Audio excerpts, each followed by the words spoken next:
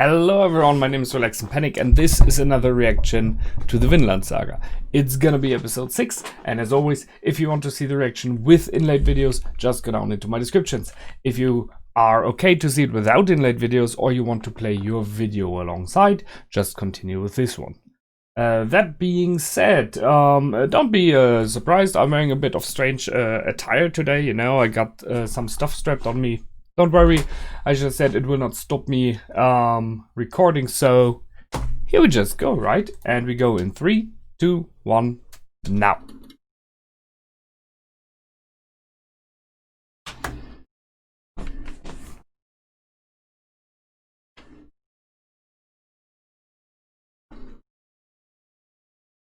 Once again, watching bicycles riding off into the distance.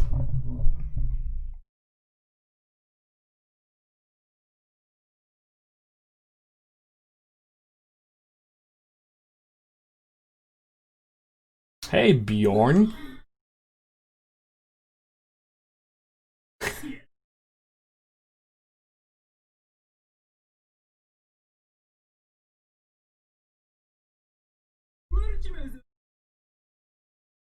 These serpents. Mm-hmm, sure.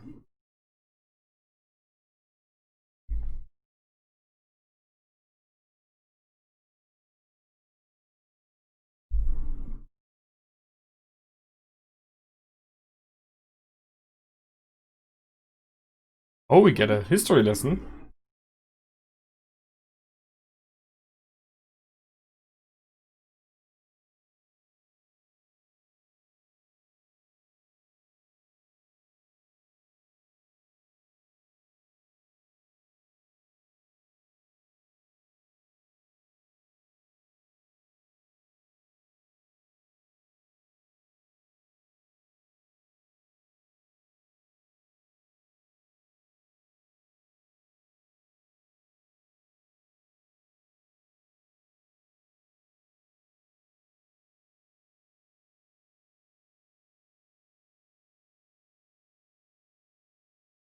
That's a nice shot, you know, like, oh, don't give a crap.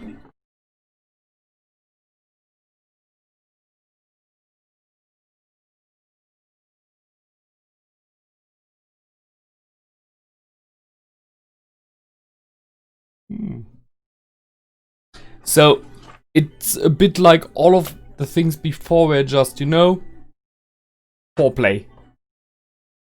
Informations for the background, and now we go in for the real one. It feels a bit like that.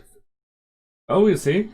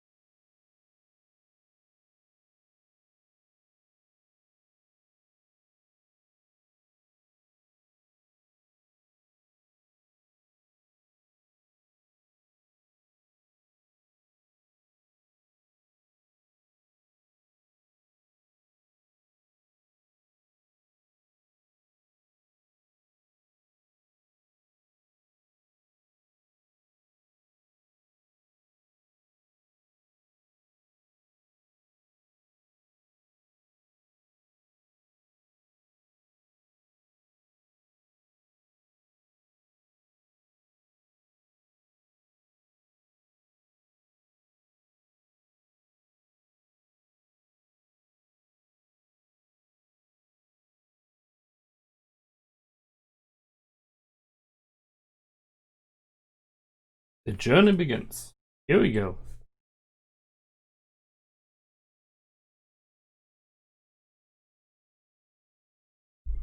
Oh.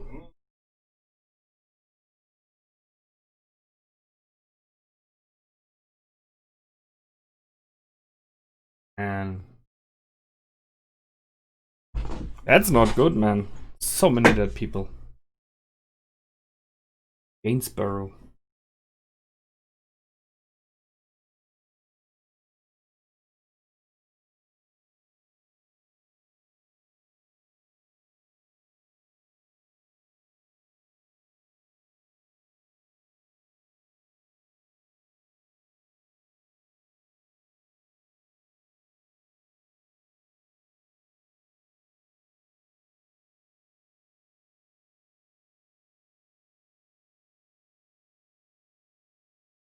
It's interesting that he's now following along the footsteps of them.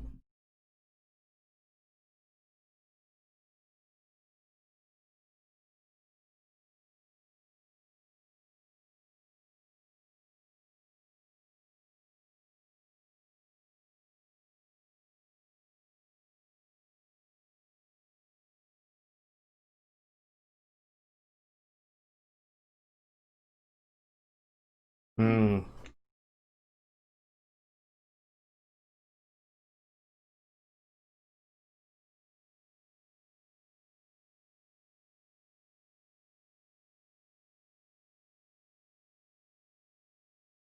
At least he hopes, right?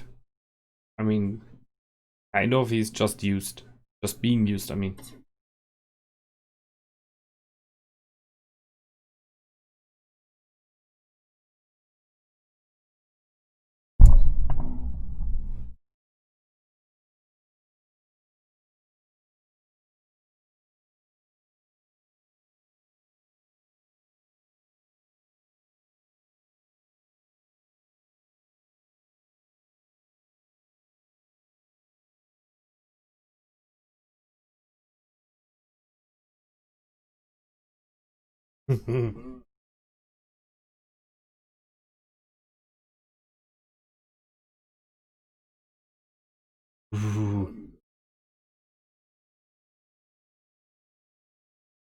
Soldier against warrior, yeah, the old discussion.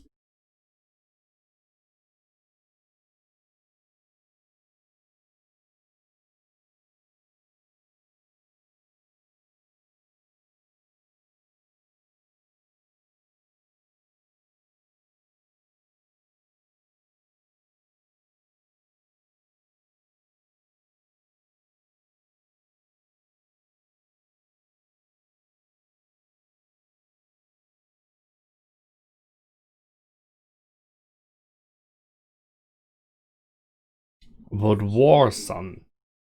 Yep, close the deal. We'll take the woman. Ah, well.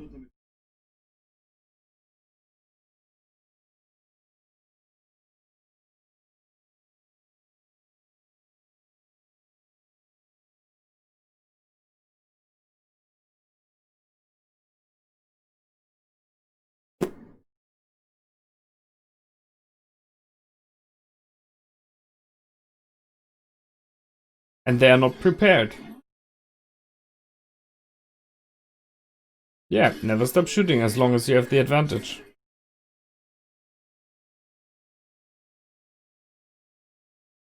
Wow.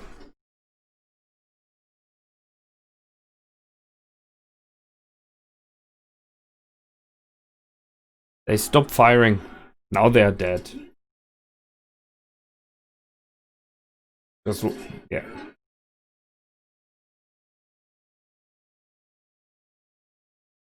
Ouch. Yeah, just raging.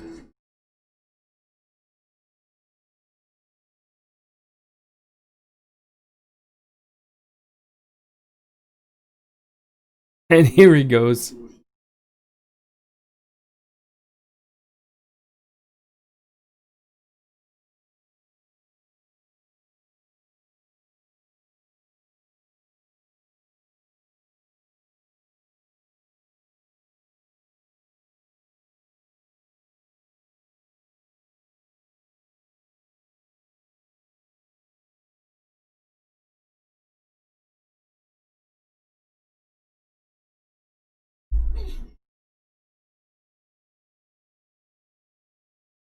Yeah, someone just...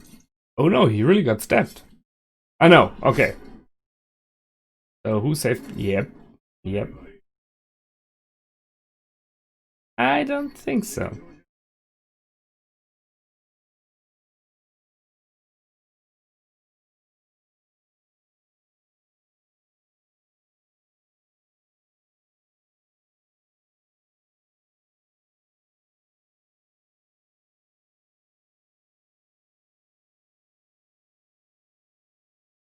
Man, he's getting kind of battle... Seriously, he's attacking a kid. Whoa, he got him. Sorry. It's getting loud now.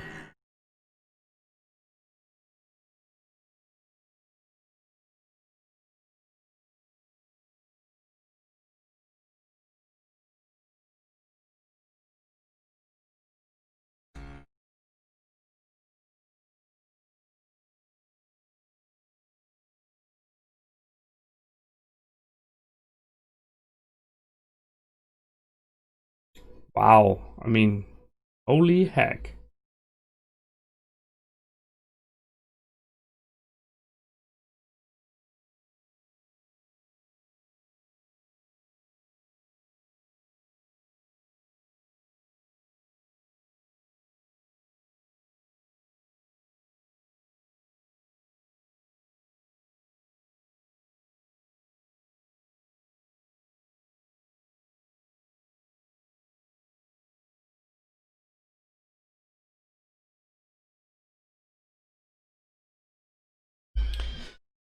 Yeah, that's your humanity crying, could say.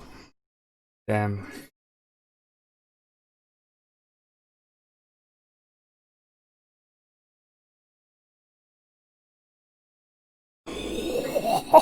Holy shit! Wow.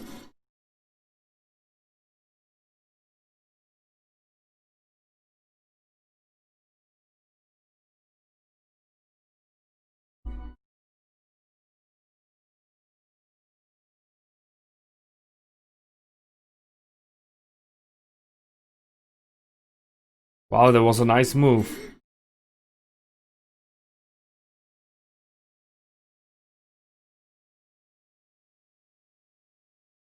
Yeah, he just saved you, right? There's no one else allowed to kill Escalate, you could say.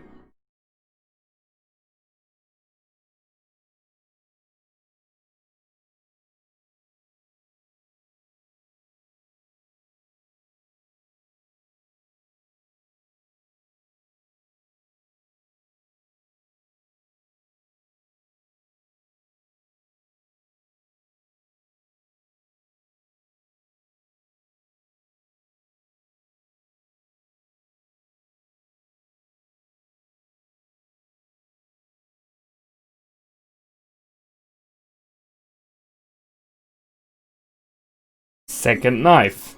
Exactly. Now he has two.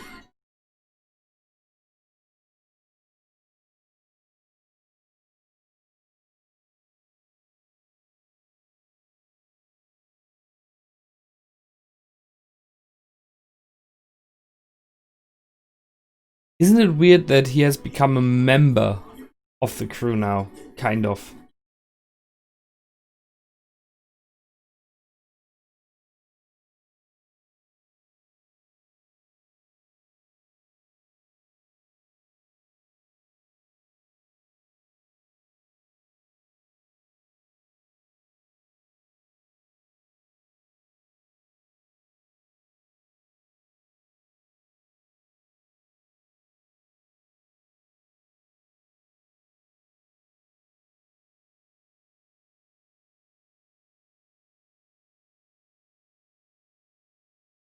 He just killed the dogs.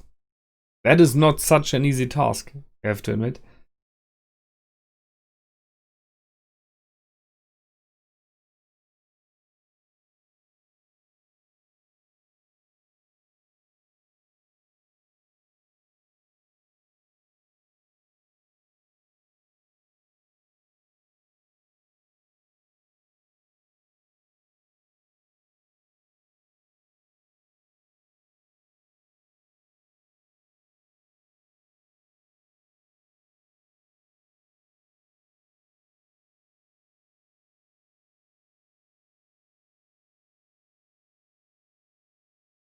Oh.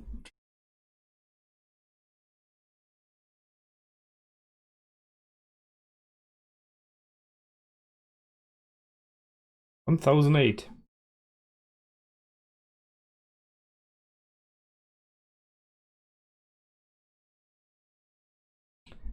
So it's more neither like 5 or 6 years past, right? Okay.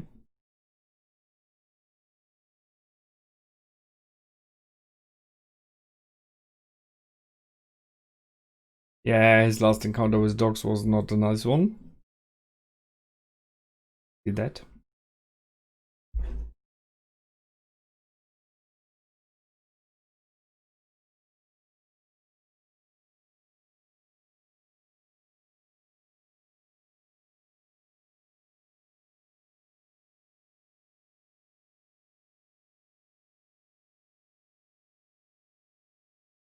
Left him his weapon.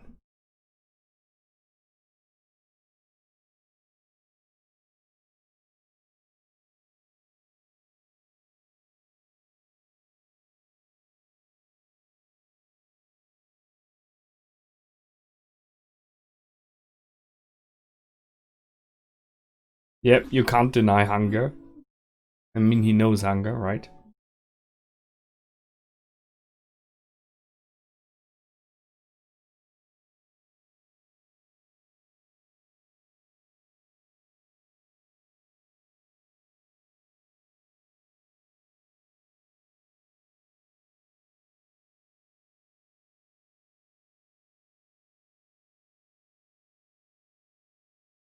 Christian.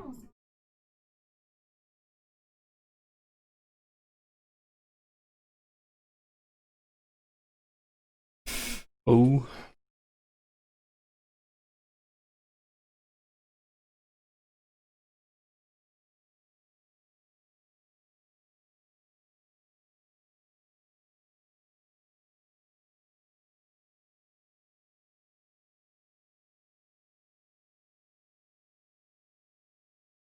Yep. Yeah, he is.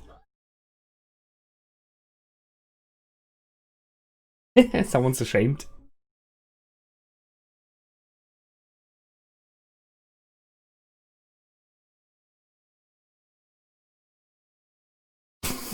Boys are such slobs. Mhm.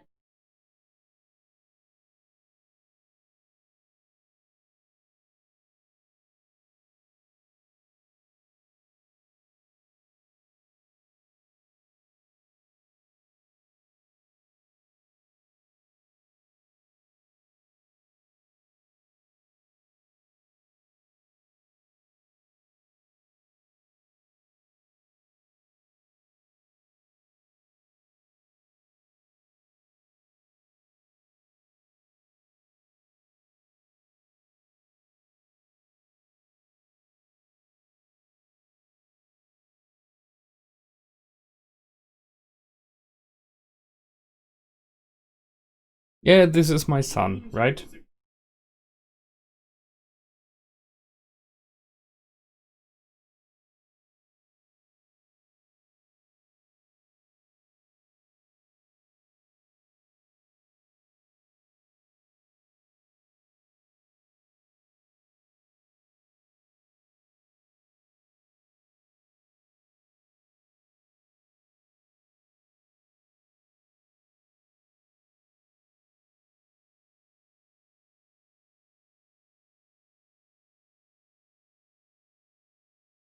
Yeah, she's lying for him.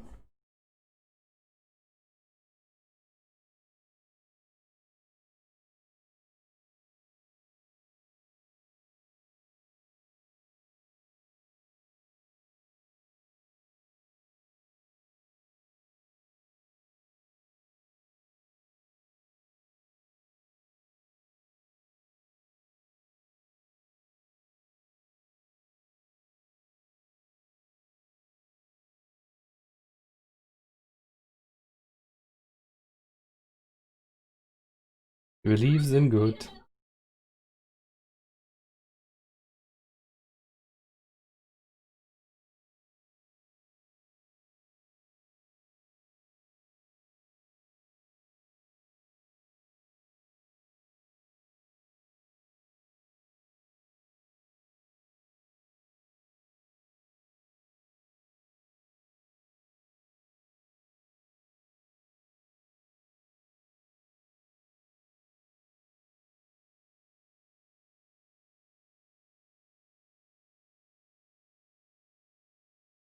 Run.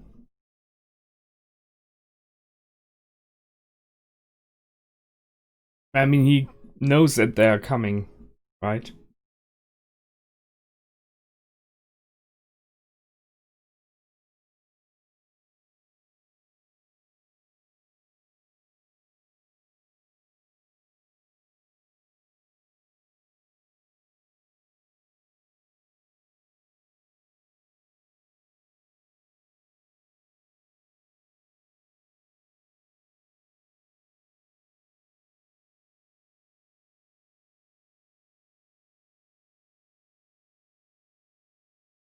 Yeah, it's a trap.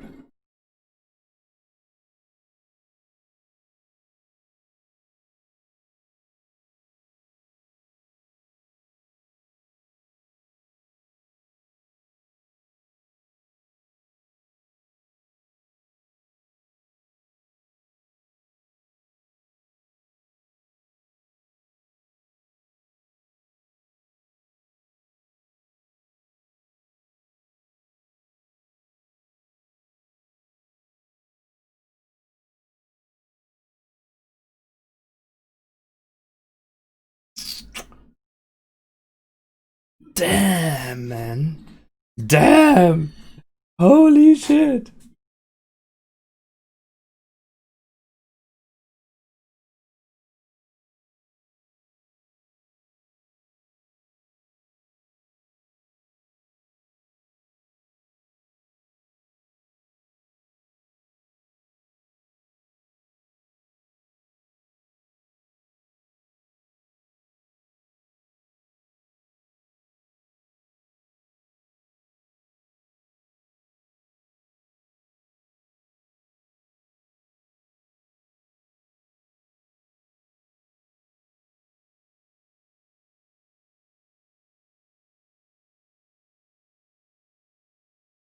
Yeah, she's crying about the death of belief, you could say. I see that.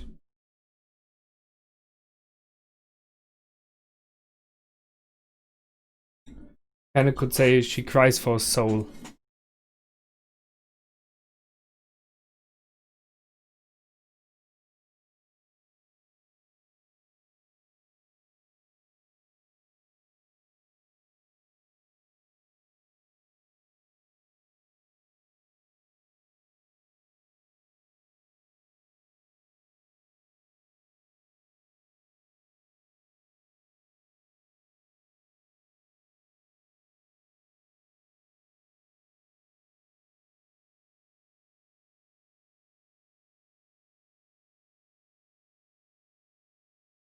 Exactly.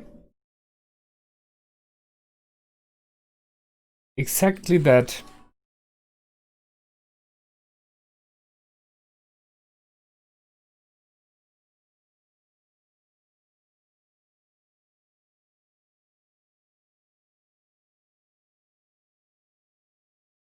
And now, oh wow.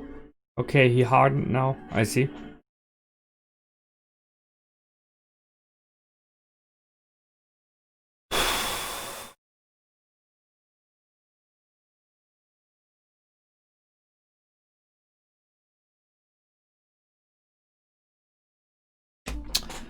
Oh crap, man. The loss of innocence there. Ah, I felt that. Okay.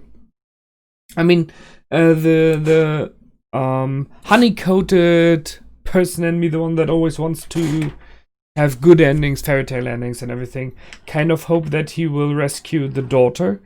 But the way this series has evolved all over the time, I'm kind of afraid that she will die as well. Maybe not this time, but very soon.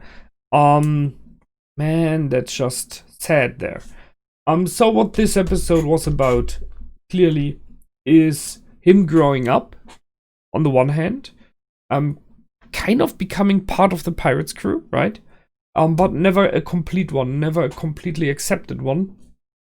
But, and I think that's majorly the thing, him becoming a warrior and killer, and losing his childish views of the world and losing kind of his soul there as well. And you could see that especially in the end. So I don't even know if the female of the woman had a name there. She was kind of like a mother, so I will refer to her as mother, and the other one was like a sister, so you know. Machine is making sounds, sorry. So now here we go. In a kind of a way they represented, and that what was shown in the end, I think, his mother and his sister there. Yes, they were English and they were good. That's the thing. They were good. They did help. They wanted to help, especially the mother there. In many regards, they acted as possibly the family of his would have done as well. You know, we've seen that Thors took in the slave in the past, and the mother supported that as well. So this general good being and acting good and acting positive, trying to be friends with someone, defending those who cannot defend themselves, in this case, him, by lying for him. All of this, this good-natured being was represented by the mother, and he kind of betrayed her in the end. At least he felt it, I think. He told them to run away, sure, because he knew what was about to come, and he wanted to save them. So there was this short moment of him, his old past, reaching out to them, run away, save yourself. The moment when he was standing at the shore with the dead English soldiers at his feet, and this mother looking at him, crying. She was not crying for the dead. She was not crying for people she knew. She was crying for him. She was crying, you could say, for his soul. Sure, she kind of portrayed him and made him into her son that died in the past. I see that. So she kind of saw that in him and some hope in him, and it was shattered and broken, this hope. But as I said, she is like an image of his mother. She's like another version of his mother. So you can be pretty sure that his mother would have cried there as well. Because he has become something that possibly she would have never wanted. And I guess Thors would have never wanted it either. That their child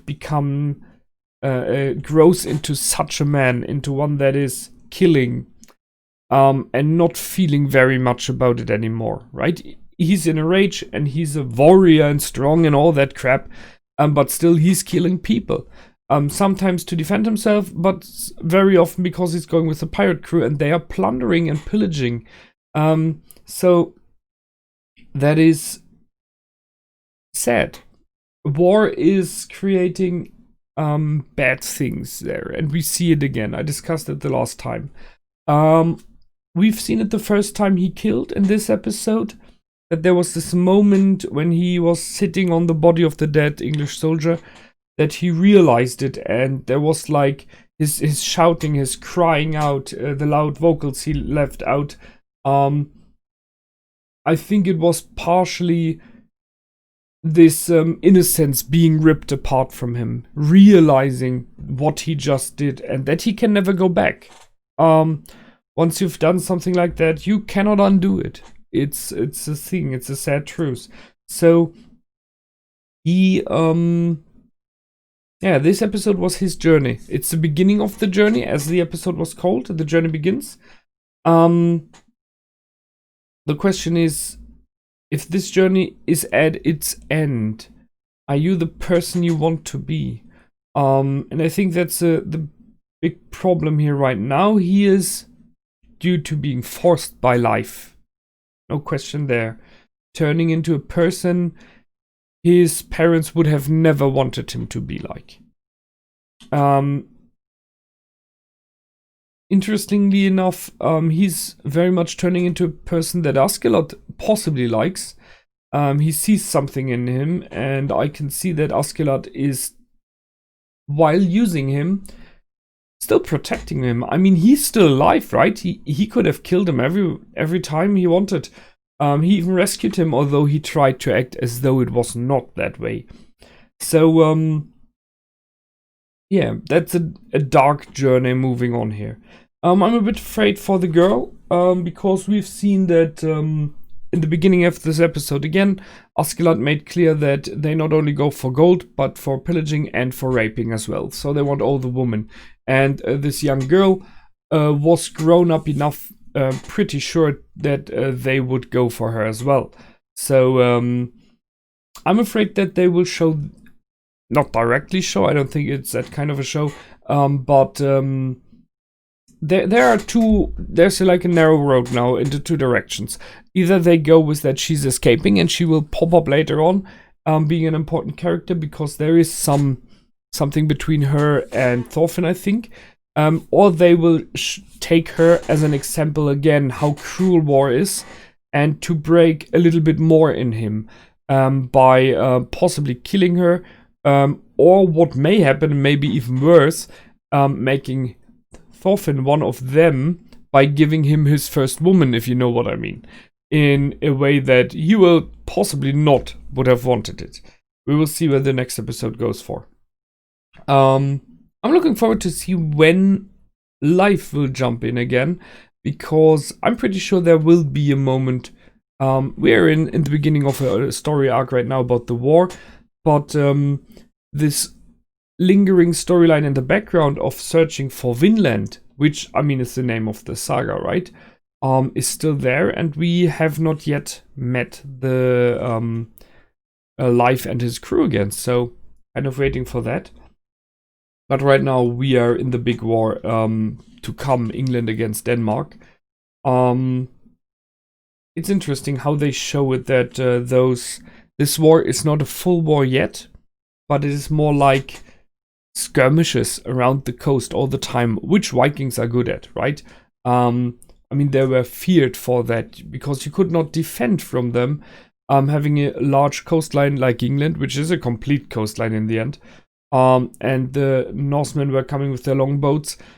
They could land everywhere, and you could not prepare for them. I mean, you can have a castle and you can have watchtowers, but it doesn't matter if they just sail around it and land in your small fishing villages. And you cannot put huge groups of men at those small fishing villages. You have, like we've seen here, like 5 men in with arms in one village patrolling the area. But if there are like 1, or even in this case 3 longboats approaching, they can do shit, right? They're 5 men on horses. What they can do is ride away and inform the next troop, real troop, and they will move back in to attack the Vikings. But when they arrive, those are already gone, and that is the main problem with pillaging with fast moving units like the Vikings were here, or in case of the Reconquista in Spain, you had those marauding riders on both sides who just went into the enemy territory, plundered some villages, and rode off with what they got. And they, you know, there was never a real big fight, right? They just killed civilians, as they do here, and you cannot really defend against that in this time. They got a short moment. We had this fight back from the English with the ambush, where they possibly followed the messenger from the Danish king, and they got him and some of the men of Askelot, but they just were not enough. And I mean, military-wise, a bit stupid there.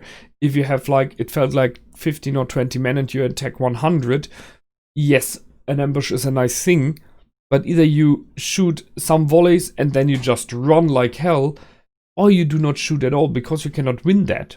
It felt a bit weird that they did not really have a chance there. Sure, the Vikings went into rage and they are very strong and fearsome warriors, but it felt very much like the number of people were not on the same level there. We got the moment that Thorfinn got his second dagger, very important one, I think, because we can see how he evolved into fighting style. Him jumping and turning into the air, doing very much of combos and stuff like that. He has become a fearsome warrior already. I mean, he is fighting against 2 enemies at the same time, and he's doing good at doing so. So he is a good warrior already. Maybe not good enough to face against Askelot, but we will see that in the near future. That being said, that's it for me this time. I hope you liked.